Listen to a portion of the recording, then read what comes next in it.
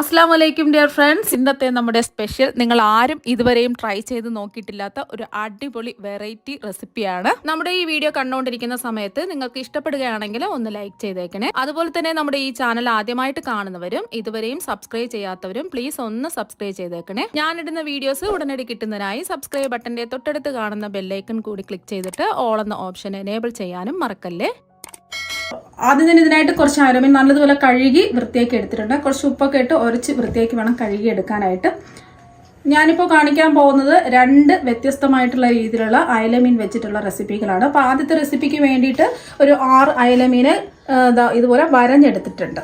രണ്ടാമത്തെ റെസിപ്പിക്ക് വേണ്ടിയിട്ട് വരഞ്ഞ് എടുക്കേണ്ട ആവശ്യമൊന്നുമില്ല. അപ്പോൾ ഇത് നമുക്ക് മാറ്റി വയ്ക്കാം. ഇനി മിക്സിയിൽ ഒരു ചെറിയ ജാർ എടുക്കാം. ഇതിലേക്ക് 5 ചെറിയ ഉള്ളി ചേർത്ത് കൊടുക്കാം. 2 പച്ചമുളക് ചേർക്കാം. ഇനി 2 ഇഞ്ച് വലിപ്പത്തിലുള്ള ഇഞ്ചി ഇതുപോലെ ചെറുതായിട്ടൊന്ന് കട്ട് ചെയ്തെടുത്തതാണ്, അരച്ചെടുക്കാൻ എളുപ്പത്തിന് വേണ്ടിയിട്ട്.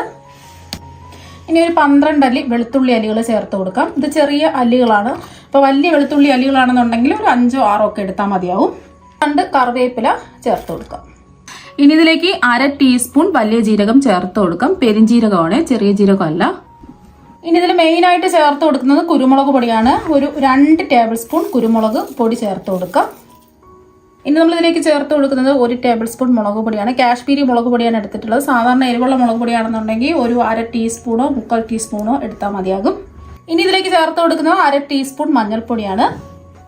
ഇനി ഇതിലേക്ക് ആവശ്യത്തിനുള്ള ഉപ്പ് ചേർത്ത് കൊടുക്കാം. ഞാനിപ്പോൾ 1 ടീസ്പൂൺ ഉപ്പാണ് ചേർത്ത് കൊടുക്കുന്നത്. ലാസ്റ്റിൽ നോക്കിയിട്ട് ഉപ്പ് കുറവുണ്ടെന്നുണ്ടെങ്കിൽ ഉപ്പ് ചേർത്ത് കൊടുത്താൽ മതി. ഇനി ഇത് അരച്ചെടുക്കുന്നതിന് ആവശ്യമായിട്ടുള്ള വെള്ളം ഒഴിച്ചു കൊടുക്കാം. ഞാനിപ്പോൾ ഒരു 1/4 കപ്പ് വെള്ളമാണ് ഒഴിച്ചു കൊടുക്കുന്നത്. നല്ലതുപോലെ ഇതൊന്ന് അരച്ചെടുക്കണം.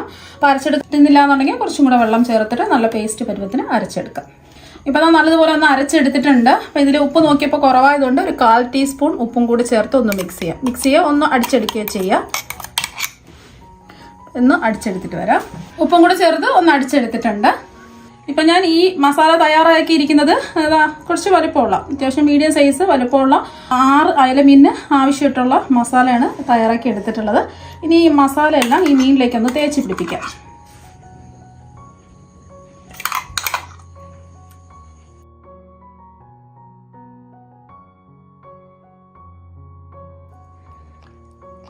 അപ്പം നമ്മൾ വരഞ്ഞു കൊടുത്തതിൻ്റെ ഉള്ളിലൊക്കെ മസാല എത്തണം. അതുപോലെ തന്നെ ഇതിൻ്റെ ഉള്ളിലൊക്കെ നല്ലോണം മസാല തേച്ച് പിടിപ്പിക്കാം.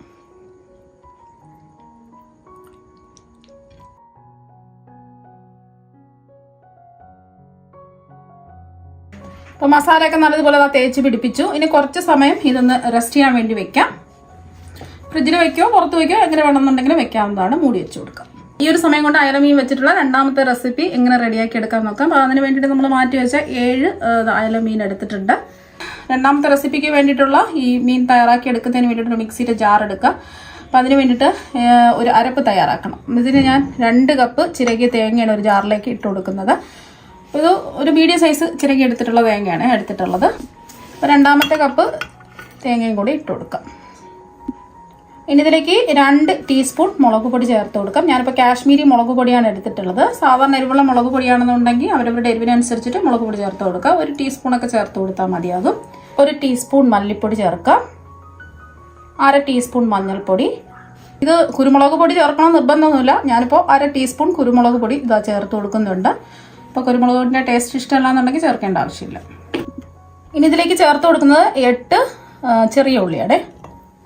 ഇനി ഇതിലേക്ക് ചേർക്കുന്നത് ഒരു നെല്ലിക്ക വലിപ്പത്തിലുള്ള പുളിയാണ്. പുളിയൊക്കെ അവരവരുടെ ഇഷ്ടത്തിനനുസരിച്ച് ചേർത്ത് കൊടുക്കുക. ഇനി ആവശ്യത്തിനുള്ള വെള്ളം ഒഴിച്ചു കൊടുക്കാം. ഞാനിപ്പോൾ അതാ 1 കപ്പ് വെള്ളം ഒഴിച്ചു കൊടുത്തു. നന്നായിട്ട് ഇതൊന്ന് അരച്ചെടുക്കാം. ഇപ്പോൾ അതാ അരച്ചെടുത്തിട്ടുണ്ട്. അരച്ചെടുത്ത അരപ്പ് ഒരു കുക്കറിലേക്ക് ഇട്ട് കൊടുക്കാം. ഇനി ജാറ് കഴുകി ആവശ്യത്തിനുള്ള വെള്ളവും കൂടി ഒഴിച്ചു കൊടുക്കാം. എത്രയാണോ നിങ്ങൾക്ക് വെള്ളത്തിൻ്റെ ആവശ്യം അത്രയും ഒഴിച്ചു കൊടുക്കാം. ഞാനിപ്പോൾ 250 ml കപ്പിന് ഒരു 2.5 കപ്പ് വെള്ളമാണ് ഒഴിച്ചു കൊടുത്തത്. വെള്ളം ഒഴിച്ചു കൊടുത്തതിന് ശേഷം ഒന്ന് ഇളക്കി കൊടുക്കാം. നിങ്ങൾക്ക് കുറച്ചും കൂടെ വെള്ളം വേണമെന്നുണ്ടെങ്കിൽ ഒരു 1/2 കപ്പും കൂടി ഒഴിച്ചു കൊടുക്കാം. ഇനി ആവശ്യത്തിനുള്ള ഉപ്പ് ചേർത്ത് കൊടുക്കാം. ഇപ്പോൾ 1 ടീസ്പൂൺ ഉപ്പ് ആദ്യം ചേർത്ത് കൊടുക്കുക. എന്നിട്ട് ഉപ്പ് നോക്കിയിട്ട് കുറവുണ്ടെന്നുണ്ടെങ്കിൽ ബാക്കി ഉപ്പും കൂടി ചേർത്ത് കൊടുക്കാം. ഉപ്പ് കുറവായതുകൊണ്ട് 1 ടീസ്പൂൺ ഉപ്പും കൂടെ ചേർത്ത് കൊടുക്കേണ്ടത്. 2 ടീസ്പൂൺ ഉപ്പാണ് ചേർത്ത് കൊടുത്തത്. ഉപ്പൊക്കെ അവരവരുടെ ഇഷ്ടത്തിനനുസരിച്ച് ചേർത്ത് കൊടുക്കാം. ഇനി ഇതിലേക്ക് ഒരു ചെറിയ തക്കാളി ഇതുപോലെ ചെറുതായിട്ടൊന്ന് കട്ട് ചെയ്ത് ചേർക്കാം. അപ്പോൾ ഒരു മാങ്ങയുടെ പകുതി മാങ്ങ ചെറുതായിട്ട് കട്ട് ചെയ്തും കൂടി ചേർത്ത് കൊടുക്കുക. മീഡിയം സൈസ് ഒരു മാങ്ങയുടെ പകുതി മാങ്ങയാണ് എടുത്തിട്ടുള്ളത്. ചെറിയ മാങ്ങയാണെന്നുണ്ടെങ്കിൽ ഒരെണ്ണം എടുക്കുക. മാങ്ങ ചേർത്ത് കൊടുത്തത് കൊണ്ടാണ് നെല്ലിക്ക വലിപ്പത്തിലുള്ള പുളി എടുത്തിട്ടുള്ളത്. മാങ്ങ ചേർത്തിട്ടില്ല എന്നുണ്ടെങ്കിൽ കുറച്ചും കൂടെ പുളി ചേർത്ത് കൊടുക്കുക. ഇനി ഇതിലേക്ക് ആവശ്യത്തിന് മുരിങ്ങക്കായ ഇട്ട് കൊടുക്കാം. ഒരു മുരിങ്ങക്കായ ഈ ഒരു രീതി കട്ട് ചെയ്തിട്ട് ചേർത്ത് കൊടുക്കാം. ഇനി ഇതിലേക്ക് 2 പച്ചമുളക് 2ആയിട്ട് മുറിച്ചത് ചേർക്കാം. പിന്നെ നമുക്ക് കുറച്ച് കറിവേപ്പില ഒന്ന് കൈ കൊണ്ട് ഇതുപോലെ ഞെരടിയിട്ട് കൊടുക്കാം. ഒന്ന് ഇളക്കി കൊടുക്കാം. ഇത് നല്ലതുപോലെ ഒന്ന് തിളക്കട്ടെ. മീഡിയം ഫ്ലെയിം വെച്ച് കൊടുക്കാം. ഈ ഒരു സമയം ഉപ്പൊക്കെ ഉണ്ടോയെന്ന് ചെക്ക് ചെയ്ത് കൊടുക്കുക. അപ്പോൾ നല്ലതുപോലെ ഇതാ തിളച്ചിട്ടുണ്ട്.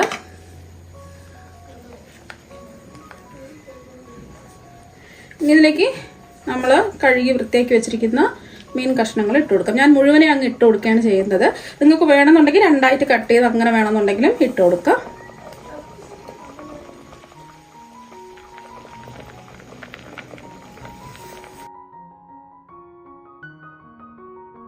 ഇനി നമുക്ക് കുക്കർ മൂടി വെച്ച് കൊടുത്തതിന് ശേഷം ലോ ടു മീഡിയം ഫ്ലെയിമിൽ 2 വിസിൽ കേൾക്കുന്നത് വരെ ഒന്ന് വെയിറ്റ് ചെയ്യാം.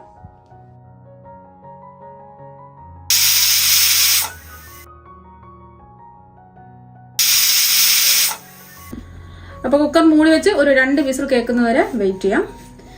ഇപ്പോൾ 2 വിസിൽ കേട്ടതിന് ശേഷം മുഴുവൻ ആവിയും പോയിട്ടുണ്ട്. ഇനി നമുക്ക് കുക്കർ തുറന്ന് നോക്കാം. ഇപ്പോൾ കണ്ടില്ലേ, എണ്ണയൊക്കെ തെളിഞ്ഞ് വന്നിട്ടുണ്ട്. നല്ലൊരു മണമാണ് കുക്കർ തുറക്കുമ്പോൾ വരുന്നത്.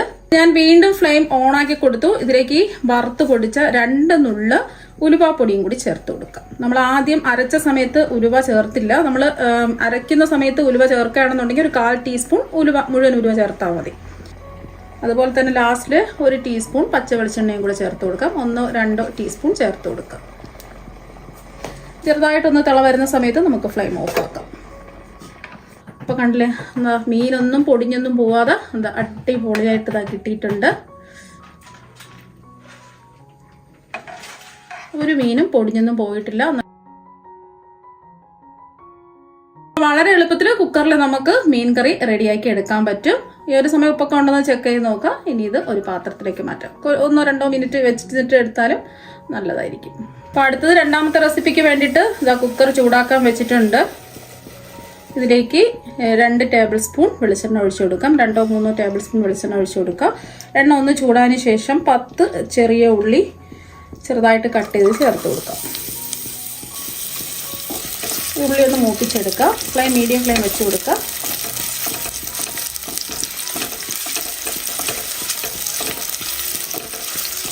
അപ്പോൾ ഉള്ളിയൊക്കെ ഒന്ന് മൂത്ത് വന്നിട്ടുണ്ട്. ഇനി ഇതിലേക്ക് 2 നുള്ള് ഉലുവാപ്പൊടി ചേർത്ത് കൊടുക്കാം. കൂടിപ്പോകരുത്.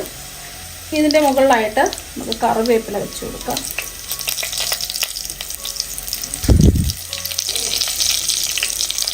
ഇതുപോലെ തണ്ടോടുകൂടി ഉണ്ടെന്നുണ്ടെങ്കിൽ തണ്ടോടുകൂടി വെച്ച് കൊടുക്കാം. നമ്മൾ മീൻ മസാലയൊക്കെ പുരട്ടി വെച്ചില്ലേ, ഒരു അരമണിക്കൂർ വെച്ചിട്ട് എടുത്തിട്ടുള്ളതാണ്. അരമണിക്കൂർ സമയം കിട്ടിയില്ല എന്നുണ്ടെങ്കിൽ ഒരു 15 മിനിറ്റെങ്കിലും വെച്ചിട്ടെടുക്കാം. ഇറത്തി വെച്ച് കൊടുക്കാം.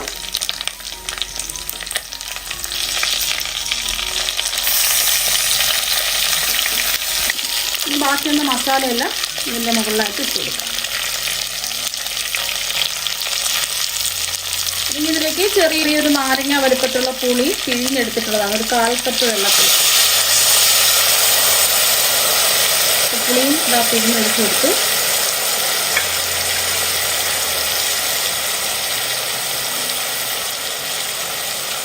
ഇനി നമുക്ക് ലോ ടു മീഡിയം ഫ്ലെയിമിൽ 2 വിസിൽ 1-2 വിസിൽ കേൾക്കുന്നവരെ വെയിറ്റ് ചെയ്യാം. കുക്കർ മൂടി വെച്ച് കൊടുക്കാം. അപ്പോൾ 2 വിസിൽ കേൾക്കുന്നവരെ നമുക്കൊന്ന് വെയിറ്റ് ചെയ്യാം. ഇപ്പോൾ 2 വിസിൽ കേട്ടതിന് ശേഷം ഫ്ലെയിം ഓഫാക്കി ഒരു 15 മിനിറ്റ് ഇതാ കഴിഞ്ഞിട്ട് നമുക്കൊന്ന് തുറന്ന് നോക്കാം. ഇപ്പോൾ നല്ലോണം മീനൊക്കെ വെന്ത് അടിപൊളിയായിട്ട് വന്നിട്ടുണ്ട്. ഒന്നും പൊടിഞ്ഞൊന്നും പോയിട്ടില്ല.